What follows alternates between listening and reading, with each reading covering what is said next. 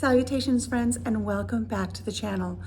Usually I come to you from the farm, but today I thought I would give you my bi-monthly, bi-weekly, which way is it, I don't know, every other week update on my Mounjaro journey with type 2 diabetes, right here from my fitness center, where I have been coming a minimum of 6 days a week for the last 10 weeks, showing up for myself, putting in the work, and seeing some great results. If you're new here to my channel, welcome. My name is Alicia. I am an ovarian cancer survivor and have been diagnosed with type 2 diabetes and now COPD, even though I've never smoked a day in my life.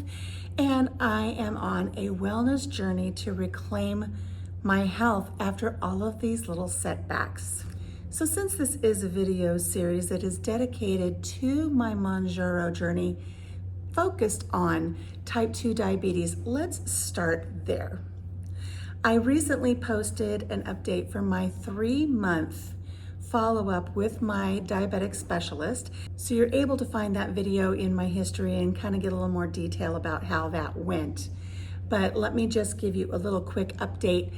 At that visit, my A1C was very good, my numbers looked good, my weight looked good, my doctor was exceptionally pleased with my progress, and I was able to be removed off of one of my medications. I no longer take metformin, hallelujah. However, one of the caveats of being able to go off of that medication was my doctor wanted to bump me up and titrate my dosage of Mounjaro to 7.5 milligrams. I was all for that as long as I could get off of one med. I didn't mind going up on the other. Well, I went to the pharmacy to pick up my new prescription. Very happy that I was able to pick up 3 months supply at a time. Right now there are some shortages. The prices are going up over in Europe and who knows what's going to happen. So I was happy to get those 3 months. They're in my fridge. When I got home with that new prescription, I realized I still had 3 pens of the 5 milligram dosage, and I didn't know what to do with them. Do I take them? Do I not take them? What do I do? I'm on a bouncy ball, isn't this fun? So I put it out there to some of my support groups that are online, and it amazed me how many people are so quick to judge without reading, are quick to throw out snap decisions and judgments. And so many people said, oh my gosh, if your doctor is starting you on 7.5 milligrams, you need a new doctor, they don't know what they're doing. I was like, wait a minute, I clearly said I titrated up from 5 to 7.5. What do I do with these 5 pens? These 5 milligram pens? Do I hang on to them? Should I finish the 5 milligrams before I move on to the 7.5 milligrams? I was just looking for a little guidance. Well, some people gave some sound advice, and so what I decided to do was I hung on to the 5 milligram pens because what if I used them up, then started taking the 7.5 and had a bad reaction? What if it didn't set well with me? Then I'd kind of be stuck with nothing. So on the very next day that I needed to take an injection, I bumped up to that 7.5 milligram. I had no side effects at all. Usually with the 5, the very next day I would kind of be tired and fluish, and I would, stay in bed a few extra hours. I would plan that shot day on a day where I didn't have anything the next day in case I needed to stay in bed a little longer. Nothing. I didn't get a headache. I didn't have those flu-like symptoms that I felt before. I had absolutely no side effects. The 7.5 was great. So now that I have this supply of 7.5 and I have 2 more pens now. No, I had 3 pens of the 5.0. I thought I'm just gonna kind of teeter-totter them a little bit. So the first week I did a 7.5, the next week I did a 5. This week coming up, had a little bit of a party foul there. My phone fell over. Okay, so where was I? Going back and forth. This next shot coming up will be 7.5, and then I'll go back to the 5 and just kind of see how I do. I didn't want to hang on to the 5s too long and then not be able to use them because they will eventually have an expiration date. So I figured if I use up the 5s, knowing that the 7.5s work well, I'm golden. So let's discuss how my last 2 weeks have been on this medication change. No longer taking the metformin. I'm taking 25 milligrams of Jardiance. I've also added some berberine with the Ceylon cinnamon, and I have my magnesium 10-in-1 complex supplement that I take. It helps me stay regular. It's helping me sleep better. I don't have the restless leg syndrome that I used to have. So those are the 3 medications I'm on right now. I'm supposed to be on a daily inhaled corticosteroid for the COPD. I haven't been feeling the need to take it as much. I think the more weight that I lose and the stronger I get with my strength training, the less I'm having to rely on kind of keeping the steroids in my system for my lungs. So, crossing my fingers that that goes well. Let's talk about now the weight loss. The scale is not budging. I don't know if it has to do with the medication dosage. I don't know if it has to do with something with my dietary intake. Does it have something to do with the changes I've made in my strength training schedule? I don't know yet, but let's look at a couple of those things. This last week, we did go to the movies. Hubby and I went to the movies, and I had a handful of popcorn, which I know is going to have the inflammatory seed oils, probably a little bit too much salt, but I really did contain myself. I really truly only had maybe 10 or 12 kernels. It was a very small amount. And I had a little bit of sugar-free morsels of candy. So that's all I had with that. I didn't have a soda. We drank water. So I haven't really cheated on my nutrition plan, but I did have some popcorn at the movies. I haven't been overeating as far as I know. With everything that I put into my FitnessPal, I'm still in my calorie deficit. There's been no dietary changes to account for this increase on the scale. I am up about 1.5 pounds, and I can't seem to get below. I was so close to getting down into that next level on my scale, and I just can't get there. I have not had any changes on the scale in the last 2 weeks. Now, one thing I have changed that may account for some of this is I have changed up my fitness program. I decided to self-impose upon myself a 30-day kettlebell challenge. So I've taken all of the strength training that I've been doing for the last couple of months and I set that aside, and I'm doing a kettlebell challenge. I'm utilizing the walking track upstairs here at the fitness center to complete 1.5 to 2 miles per day. I start with a warm-up of a couple of laps. Then I do 10 kettlebell swings. I started with a 10-pound kettlebell. I've since graduated to a 15-pound kettlebell. And every time I complete a lap, I do 10 kettlebell swings until I reach 100. Then I just finish up with a few more laps to cool down until either I just feel that I'm good or I reach that 2-mile mark. So that's what I've been doing for fitness. I haven't done anything excessive.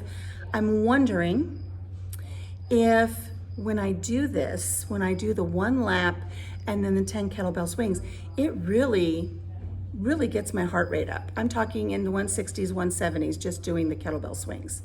And by the time I walk around the lap one time and come back to do my next set of 10, my heart rate is still elevated. So I'm wondering if for that hour or so that I'm working, I'm wondering if I'm putting myself into that fight or flight mode and I'm releasing cortisol, and maybe my body is hanging on to some of this fat because it thinks I'm in distress. That's one theory. I don't know. I've finished 8 days of this challenge. I'll be doing day 9 when I go upstairs here today. I'm determined to finish the 30-day challenge. I will have completed 3,000 kettlebell swings by the time I am done. And the reason I want to continue it and finish it even though the scale isn't moving is because I'm having a lot of non-scale victories. And let me show you one right here. Right up in the corner here, this corner, I'm not sure which. I'm gonna put my recent body scan up to show you. The first picture is from when I first started here at the fitness center. And the recent picture shows just the difference in my shape since I've been doing these workouts here. I am showing up here every day, 6 days a week, sometimes even 7. I have not laxed on the physical fitness aspect of this journey. I'm putting the work in, I'm doing my workouts, I'm showing up for myself, and the changes are starting to show. So I'm going to continue on with these kettlebell swings. When a kettlebell swing is done correctly, and I've really been working on my form, a kettlebell swing will work 600 muscles. And it's really good for what's called your posterior chain. That is your back, your glutes, and your hamstrings. Excellent for that. It's great for stability and balance. And that has added to some of my NSVs. Do you know what NSVs are? I've just recently learned about them. That is a non-scale victory. I have had quite a few non-scale victories lately, and I've shared a couple of them here on the channel on video shorts. One of them is just not even 6 months ago, I could not walk up the 3 stairs up into our home without getting winded. I was so out of shape. Now, starting this past week, instead of taking the elevator upstairs to the 2nd floor where I do all of my workouts, I'm taking the stairs. I'm taking the stairs up and then I ride the elevator down because I don't want to put too much pressure on my knees right at this stage. I took the stairs down yesterday and my knee hurt just a little bit. So I'm just really going to work on my quad strength and my knee strength. But I'm taking the stairs up to the 2nd level now instead of riding the elevator. That is a huge victory for me. The other victory is my clothes are fitting looser. When I first started this health journey back in March, when I had gone to the emergency room and almost ended up in a diabetic coma, my pant size was a size 22. I have just done a recent update on a non-scale victory to share that the pants I'm wearing right now are 16, 18s and they're loose. So let's just say they're loose as a 16. I might be down to a 14. I need to go clothes shopping and see if that is accurate. I'm not buying anything yet, but it's nice to know. And some of the shirts I bought recently are a little too big. So I have been thinking about that I need to get some new clothes. Oh, look at that arm. I'm still working on my arms though. One thing I've done as far as clothing goes is I have learned a really fun way to take t-shirts that don't fit and cut them so that they do fit. I'm wearing one today and I'll put a little picture here of a selfie in the mirror and it'll probably be flipped so you won't be able to read it, but it's so fun because it says, could be a train station kind of a day. If you're a Yellowstone fan, you know what that means. Love the whole train station reference. So all my fat cells, you're off to the train station. You are out of here. But I've been buying really fun t-shirts at yard sales or at the thrift store, and I'm cutting them so that they fit. I mean, cut them so that there's lots of room in these arms and across the back and the waist. I cut the neck off, and then I just wear a little tank top underneath it. And I love working out in these, and they're still nice enough. You can wear them to the store or whatever. Who cares what people say? But if you want to see a video, if you would like for me to do a video tutorial to show you how to take some of these fun t-shirts and cut them so that they fit better, just let me know in the comments below and I'll do a little tutorial and put one of those together and show you one of the shirts. I got another Yellowstone shirt. Maybe I'll do that one. It says Dutton's Ranch. Lots of fun things to do. So I've had a lot of non-scale victories lately. So I'm not going to get hung up on the fact that the scale isn't budging. I think the picture of the scan and my selfie will speak for itself. It will show that the hard work I'm putting in is paying off. And as always, I always say this, being on Mounjaro is a tool in my toolbox in this journey. Number 1 is taking care of my nutritional needs. Number 2 is showing up here to the fitness center anytime that I can and get those workouts in. Getting my shoes on and getting out the door is half the battle. Once I do that, talk myself out of the house, I get here and it's like, oh man, it's gonna be so hard to finish a routine. And before I know it, my routine is finished and I'm still walking. Or my routine is finished and I thought, oh, I'm just gonna go do some kettlebell upright rows and work on my back strength. So just when I think I'm done and I don't think I can make it through an actual routine, I throw a little extra in there. Oh, one thing I wanted to share with you about some of these changes that I've made lately. You may notice that my gray ash blonde hair looks a little different today. I saw something up at the store last time I went shopping, and it was a conditioner that had semi-permanent color in it. No bleach, just a hair conditioner. You put it in your hair after you wash, you leave it in a few minutes, and then you rinse it out. I really wanted the color called rose gold, but they didn't have any. but they did have this copper color. So the last time I washed my hair, I just put this in and I counted to 100. I actually rocked back and forth in the shower from knee to knee, counting 1, 2, 3. And when I got to 100, then I rinsed it out. And I think it gave me a nice little color. What do you think? I like it. So now the trick is gonna be to see how long it takes my husband to notice that I've colored my hair. If he notices before I edit this video and get it posted to my channel, I'll put something up here in one of these corners to let you know how long it took him.